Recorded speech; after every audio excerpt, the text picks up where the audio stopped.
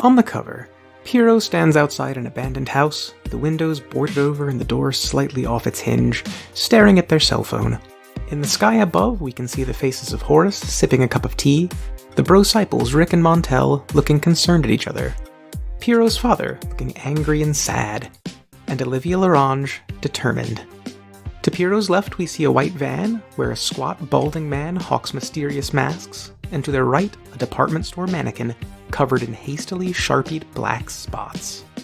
Issue 23, Conversations.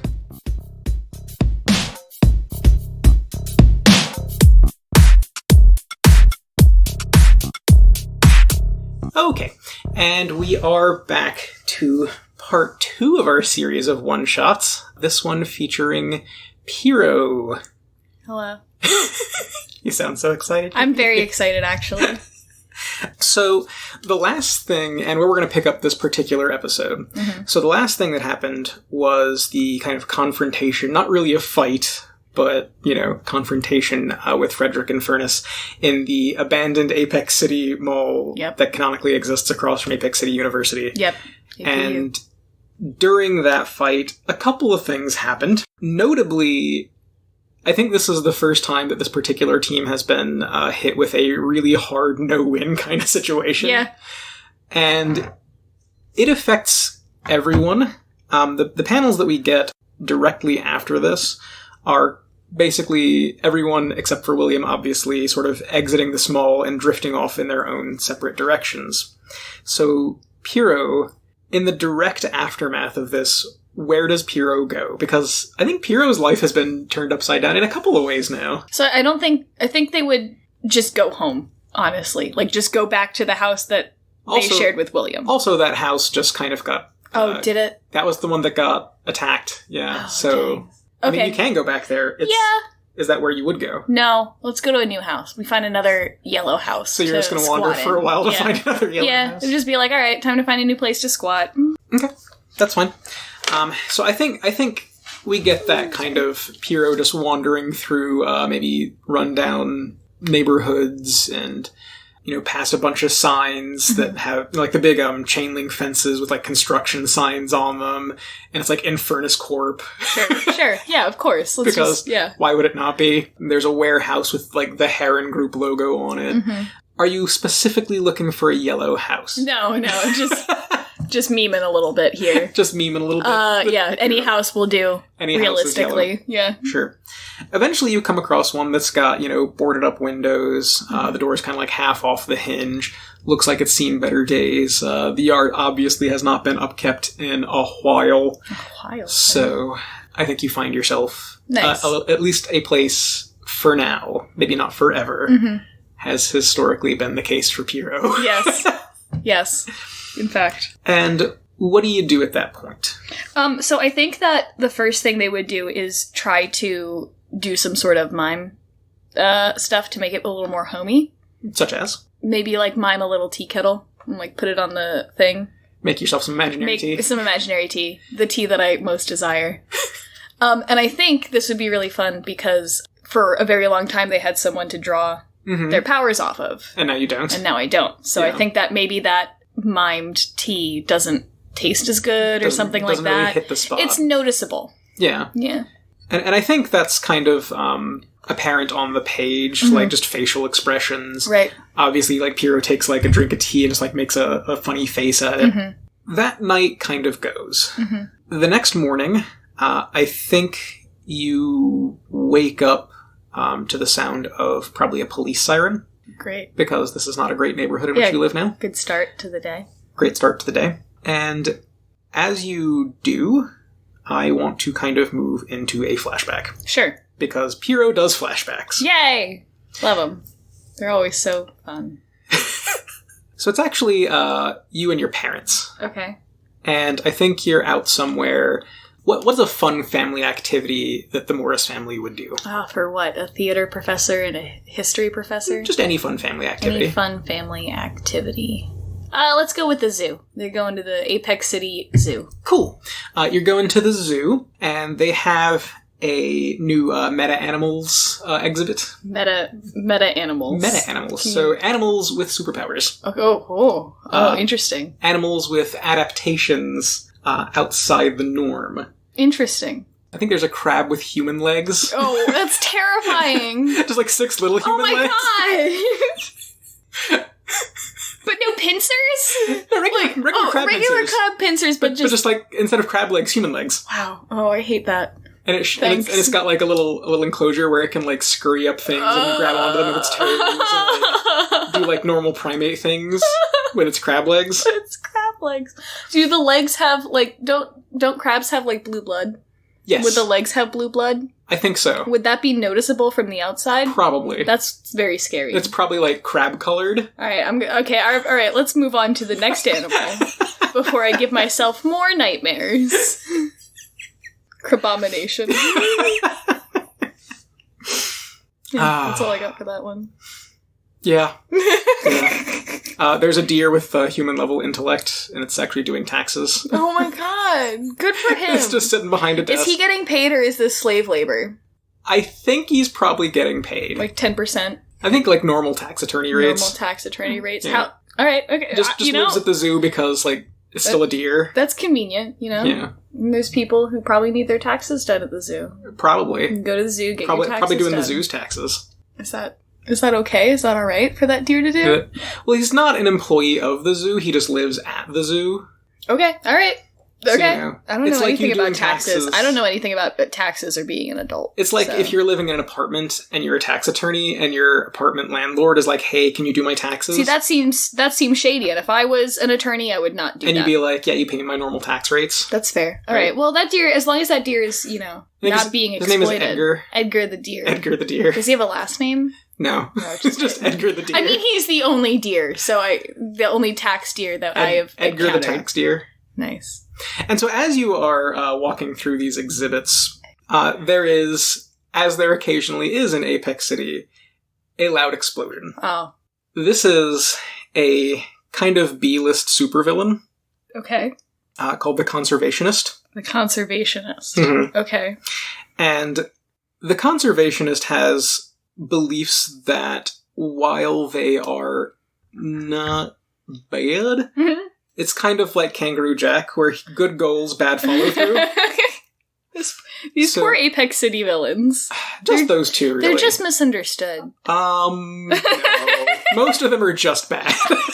The Conservationist is not one of those. So the Conservationist is, you know, all about animal rights, animal welfare. Sure. Like, you can't lock a gorilla in a cage. It was meant to be free, so I'm going to let it loose in the streets of Apex City. How I play Zoo Tycoon. Yes. That's going to solve the problem. What is Piero's first instinct here? Because the explosion or the villain?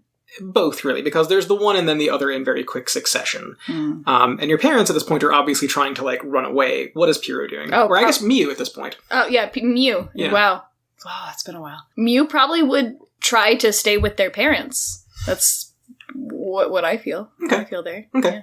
So they're sort of, like, you know, pulling you along and you're going along with. Yeah. And you can hear behind you, like, the mad cackling of the Conservationist. You know, and, like, the sound of, like, tearing metal as he's, like, ripping, you know, bars apart and, you know, getting animals out of here. Does he get in, like, a verbal altercation with Edgar, the tax deer? That's a great question. I guess we'll never know. Because I think that's where we come back out of this particular flashback. Sure. And sitting on your counter, having a cup of imaginary tea, as you've been kind of lost in your own dream world, is Horus. Oh, yay! Just who I wanted to see. Well, I mean, she's in your house. Okay, well, I guess Horus probably wants to talk to me then. You do what you want.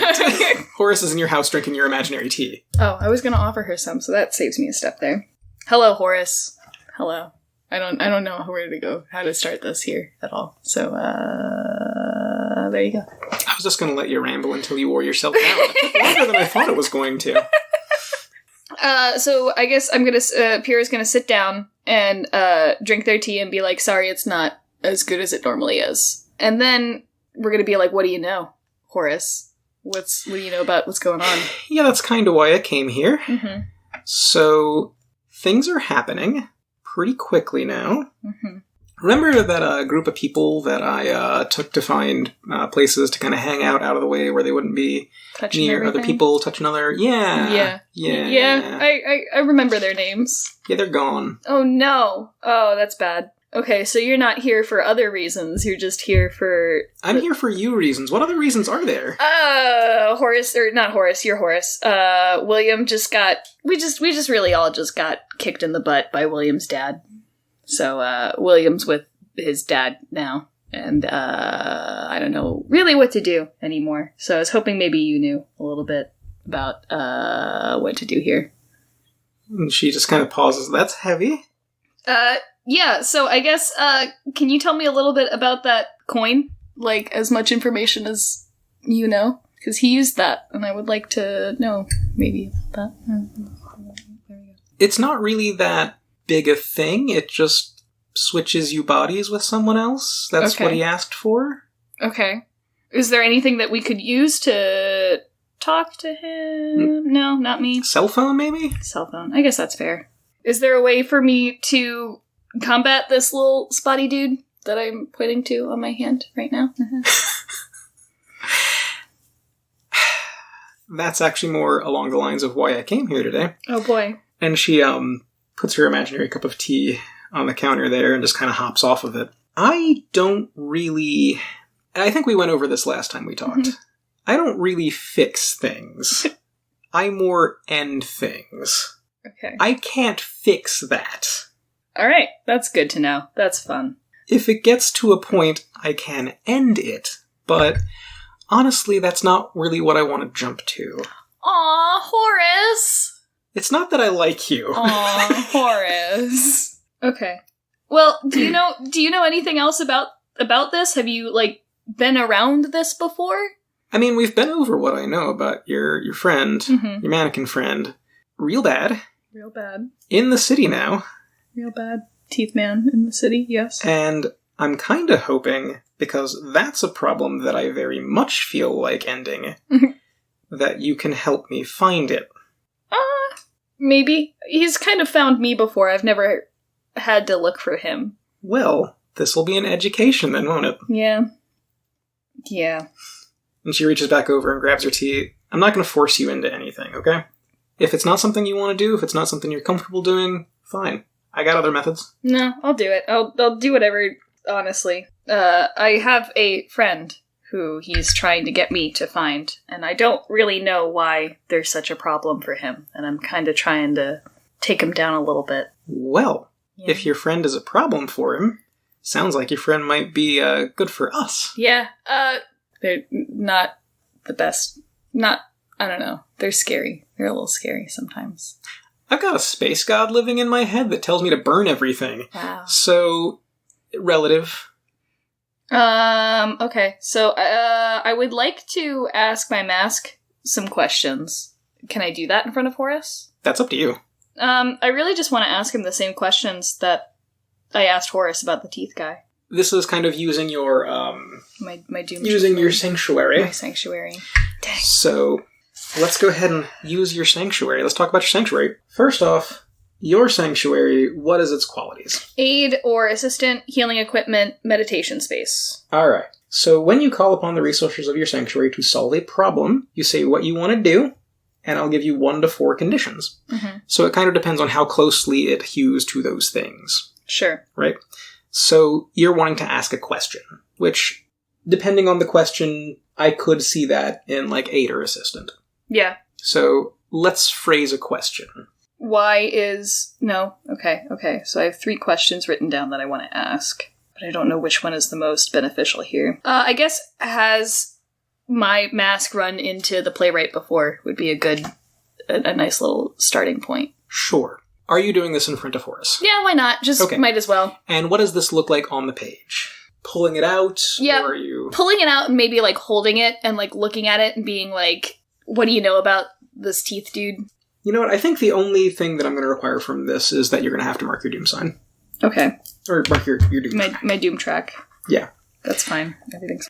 So you ask if your mask has ever encountered this guy before. Mm-hmm. And rather than answering, it starts to glow.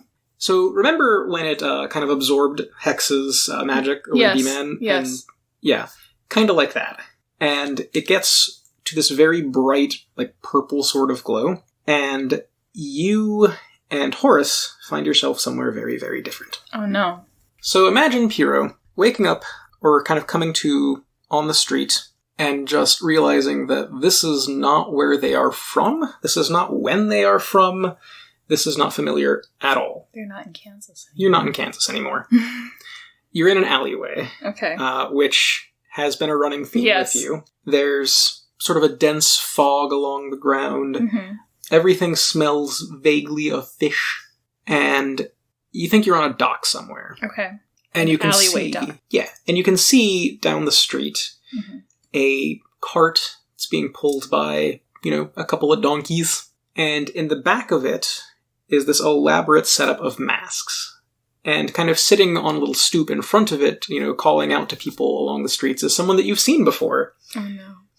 So way back in the day, Piero took a mask out of the back of a van Yes. from a kind of squat, fairly ugly, balding man Yeah. who looks exactly like this. Looking around at the people around you, this was a long time ago. Okay. For one thing, you don't see any automobiles, any vehicles, any really, modern means of conveyance. Okay. But you do see a couple of kids approaching this guy. Okay. You can't hear what's being said, but there is definitely an exchange of words, Mm-hmm. and then he hands each of them a mask. And one of them that he hands to one of these kids looks very similar to yours. Okay. Not the same, but similar. Is that it? That's it. Okay. And then they pull back, and Horus is kind of like rubbing her temple. You could warn me when you're gonna do that. That's fair. You could have warned me when you came out of the sky to hold me up by my shirt. We both should communicate more. Granted. I have anger issues. Okay, so... So, how about... What was that? I'm not really sure. So, I think that was the teeth guy, maybe? Or someone related to the teeth guy? I wish this magic wasn't so cryptic. Yeah, welcome to magic. Eventually, Horus does get out of your hair. Okay. You mean she didn't want to stay on my imaginary futon? No. She's got a couple of things to look into, but Mhm. basically she asks if you hear anything or if you see anything, Mm-hmm. get in contact with her. Sure. You know how to find her now, so you can do that. Mm-hmm. What are you doing with the rest of your day? The rest of my day. I think that at this point, Piero's kind of sick of having everyone come find them. Mm-hmm. So I think they're probably going to pull out the little business card with Todd Roman's contact information, and then the letters from their parents and Larange, and kind of just contact everyone and kind of say like, hey, I'm doing some stuff and I need some help is a good start there. Okay. Sure. So who are you contacting first? Let's do Todd Roman first. Okay. You call Todd, and 1-800-TODD. 1-800-TODD. Yes. And there is... You would expect an answer. You would expect, like, oh, hey, this is Todd. I've Sure. been hoping to hear from Piero. There is nothing. Oh no. Todd! Okay, so do I have a way to contact Rick and Montel? You do, because they gave you their contact information. Nice, the first cool. time you Let's met them. call Rick and Montel. Sure. Then you actually get in contact with. Cool. Where's Todd? Are you just calling them on the phone at this point? Or are you Yeah, getting it was somewhere? just a phone, whatever. Okay. So obviously they don't know what you sound like because you're Piero. Yeah, fair. Famous mime. Yes, famously quiet. So the first thing is, who is this? This is... What do you know about Todd? I am the mime that saved Todd. Oh, Piero! Yes. Wow, you said it right. Yeah, we've been working on that. Have you heard from Todd? I just tried to call him and he didn't pick up. No, actually, we were about to try and find you. Nobody's seen him in, like a few days now. Oh my god. Okay. Well, this is my address where I am living now, so feel free to come on by and we can talk to Todd. There's a cat. It's actually Rick and Montel knocking on my door. Aha! So yeah, they beat it over there post. I'm sorry. Oh, I have it's to let- okay. I It's have to let fine. this cat in. I would be upset if you didn't. This poor kitten. Come on in, Jiggles. Oh, hi, Jiggles. Oh. I know what you want. You want to get in your little bed. Come here. There you go. She says thank you. Oh. Do you want to come over here and get pets? Wow, what a good Jiggles. Okay. Okay.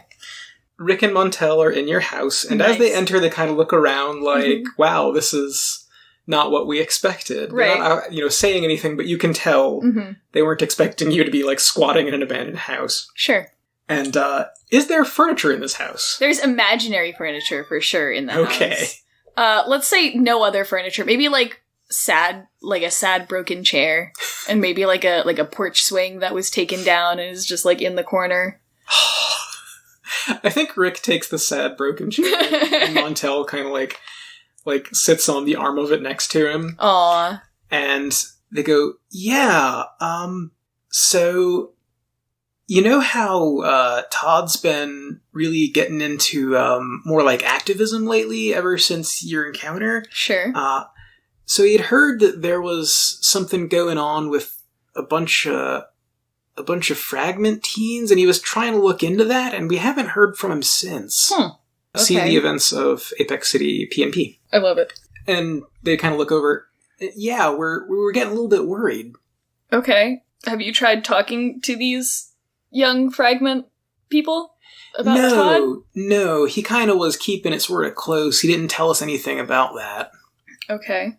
Interesting. I think he was worried we would get in trouble, and Todd's always looking out for his Brosciples, you know. Wow, what a good dude. What a considerate bro. Yeah, he's like the best. Wow, okay. So, I'm trying to find someone, and I need people who are well connected to put out some calls for this person.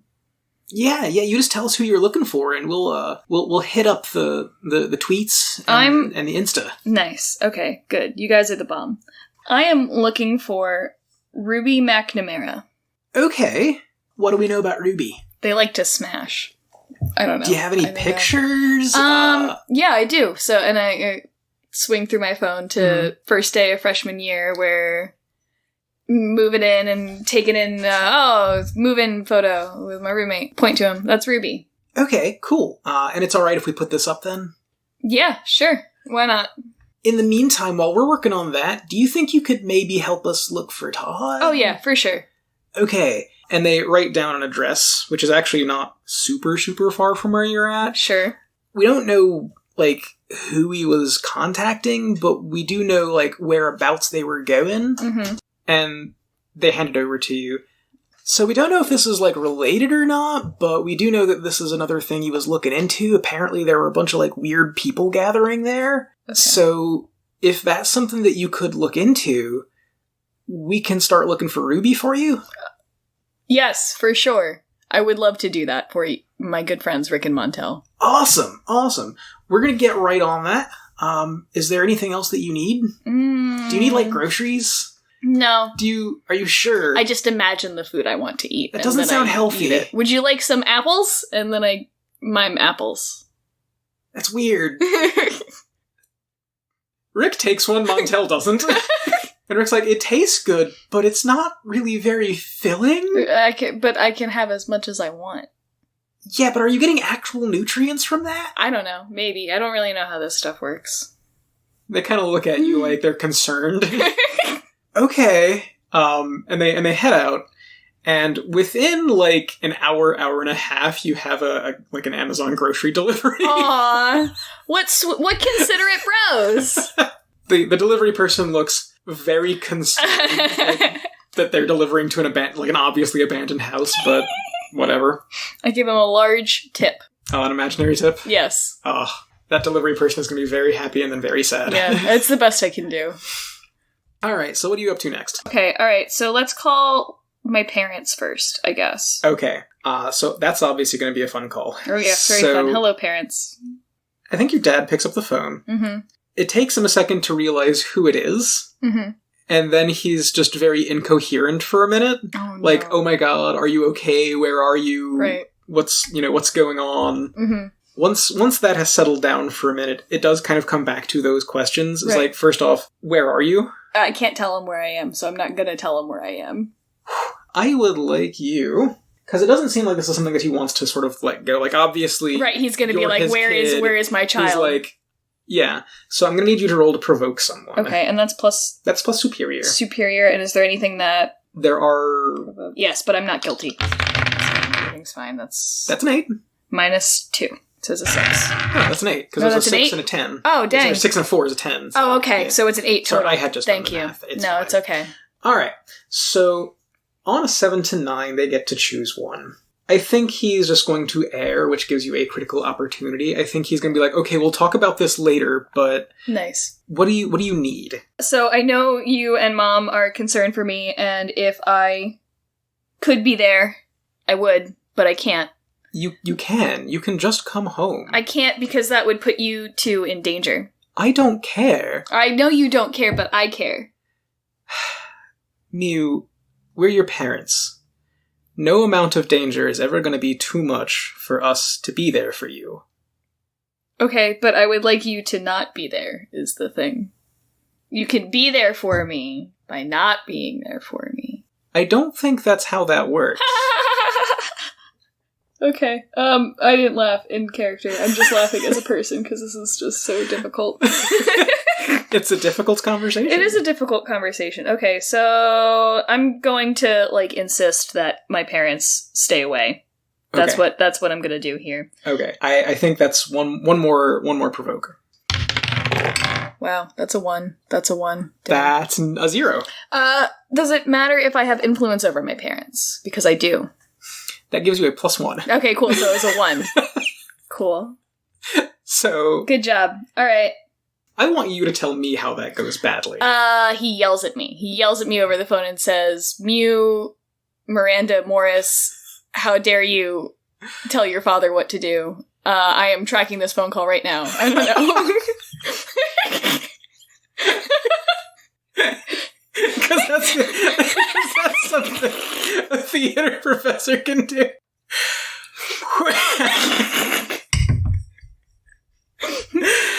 Maybe he's acting.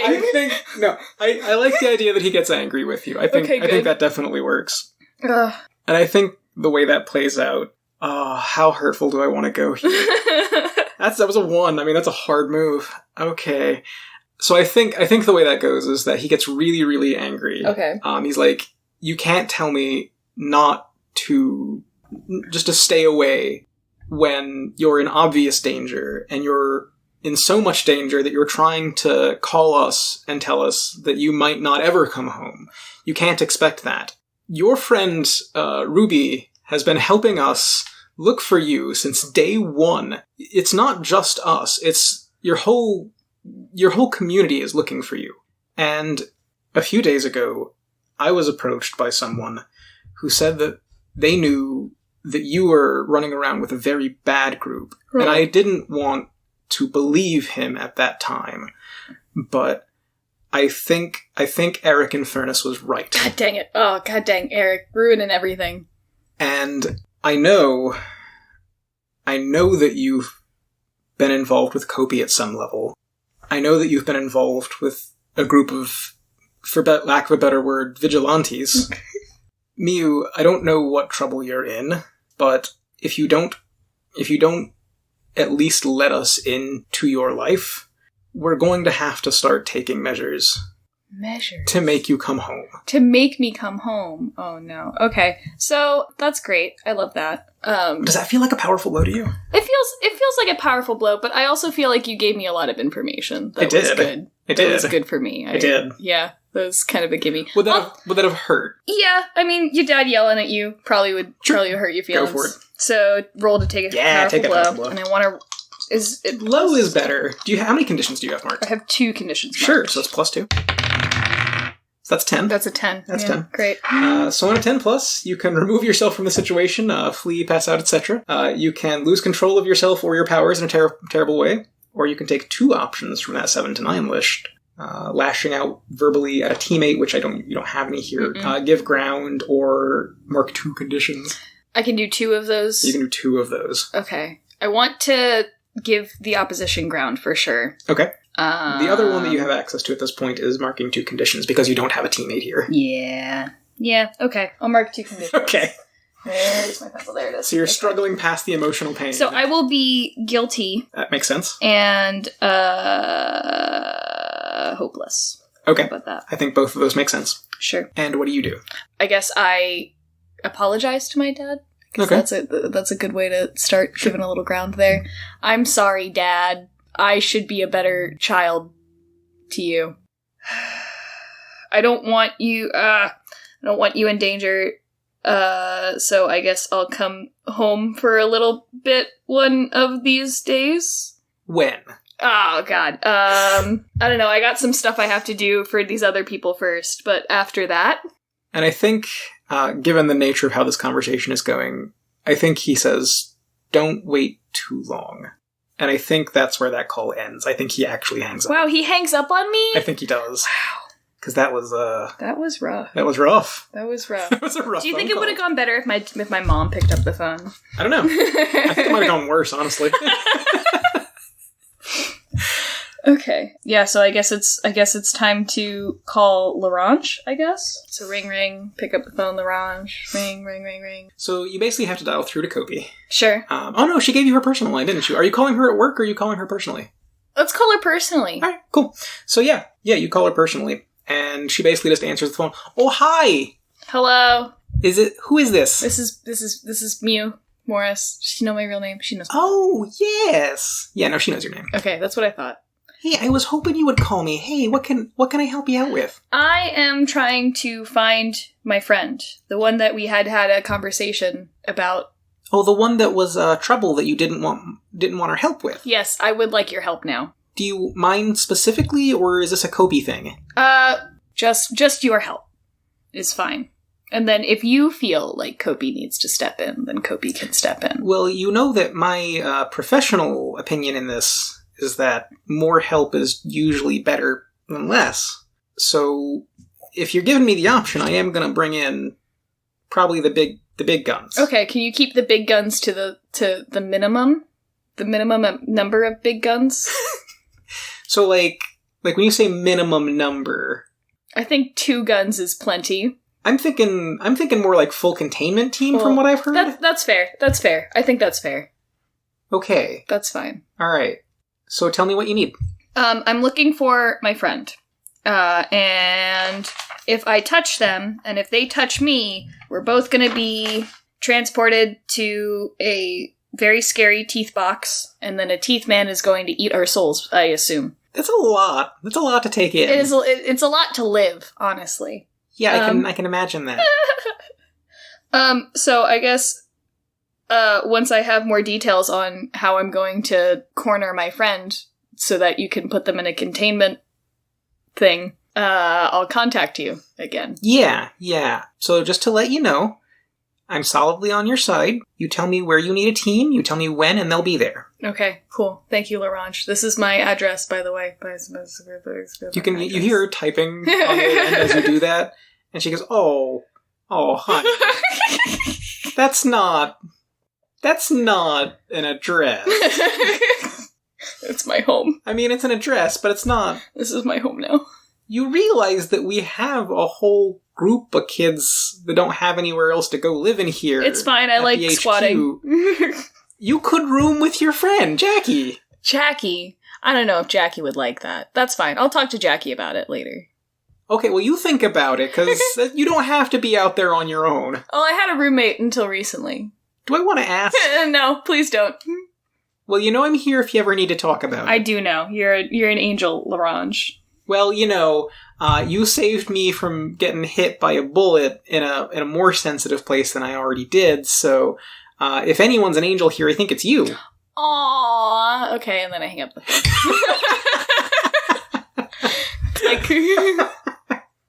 Okay. Alright. What's up next for Piero? Alright, I would just start drawing up some plans for what I would do for Ruby. Okay. But I don't really know what that looks like. Yeah, we don't have to go through that in detail. We can just have that be like a montage of you just making plans on paper and assume that they're there. I like that. Okay. We kind of, as you're drawing up your plans, we move over to that little scraplet of paper that had the address for the warehouse that Rick and Montel had asked you to look into. Mm-hmm. And we kind of zoom in on that, and then we flip a page and we're at that warehouse. Okay. And then we kind of pan in on that, and we see what's going on inside. Mm-hmm. And inside, we see the 6 or so people that Horus lost, the ones with the spots all over them. Okay. We see that, and we see that they have piled in the center of this a goodly sized stack of shipping crates. And on top of that is standing a, like, department store mannequin with just, like, black dots Sharpied all over it. Oh, no. And then we can kind of see, off in the shadows around them, there's probably, like, 10-ish more people that are all just kind of, like, sort of kneeling down in, oh, no. what you might call subservience to this. And that's where we end that particular issue. Wow, the teeth guy's just never good.